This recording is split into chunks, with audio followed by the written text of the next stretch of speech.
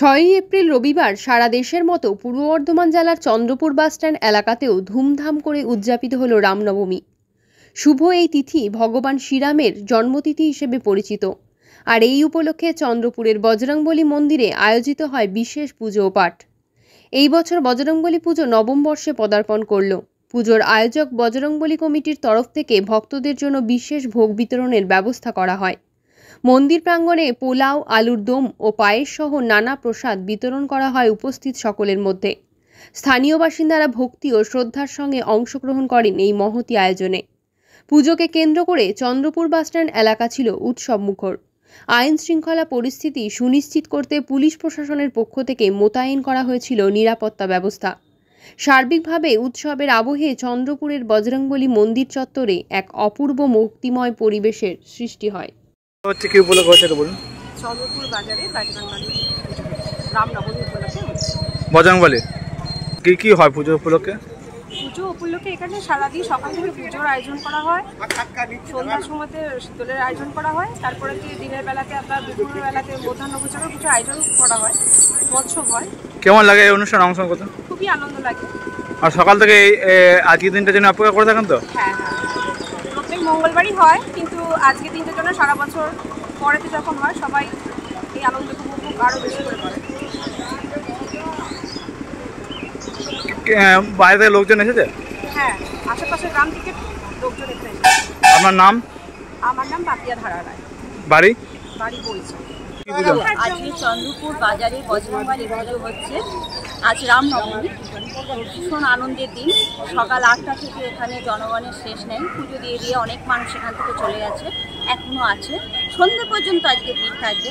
এখানে সামান্য কিছু প্রসাদের ব্যবস্থা হয়েছে, অন্ন মৎস্য ভোগ হচ্ছে।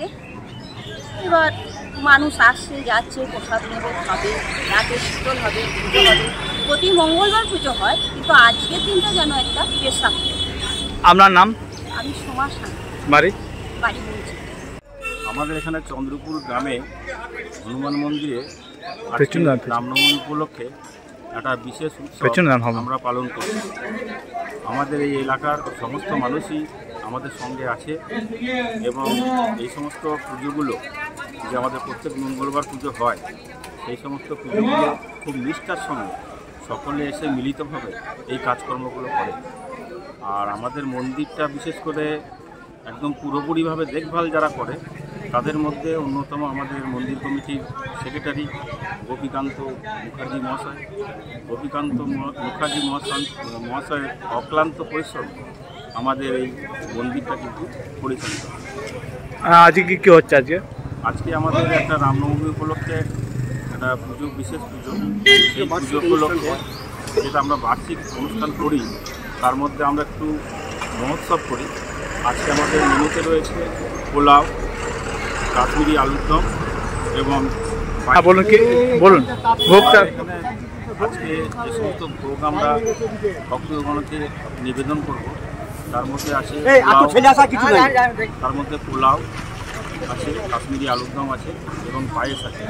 এটা আমরা প্রায় 500 লোককে আজকে আমরা বিতরণ করি। আপনার নাম? প্রত্যেকবারই। আমার নাম নীলরতন বৈরাগ্য, চন্দ্রপুর বাড়ি। এটা উদ্বোধন হয়েছিল 2017 সালের এপ্রিল মাসের 11 তারিখে। তখন থেকে আমাদের এই মন্দিরের এই অনুষ্ঠান চলছে। এটা নবম বর্ষ হলো। এই প্রতি বছরই আমরা এখানে মৎসব করি, কিন্তু এবছরের মৎসবটা হয়নি। এখানে প্যান্ডেল করার জায়গা নেই বলে মৎসব করতে পারি নাই, আর এই প্রচণ্ড রৌদ্র বলে মৎসব করতে পারি নাই। এবার আমরা এই বাসন্তী পোলাও, কাশ্মীরি আলুর দম, তারপরে পায়েস, এই লাড্ডু ভোগ এই সমস্ত করেছি। এখানে অন্তত আজকে 1-1,500 লোককে আমরা এখানে বিলি করব। আর এই অনুষ্ঠানটা আমাদের প্রতি বছরে হয়। এই এলাকার প্রচণ্ড সহযোগিতায়, এলাকার প্রত্যেকটা লোকের প্রচণ্ড সহযোগিতায় এবং আমাদের কমিটির যে সমস্ত ছেলেরা আছে তাদের অক্লান্ত পরিশ্রমে আমাদের আজকে হনুমান মন্দিরের এই অনুষ্ঠানটা অনুষ্ঠিত হয়।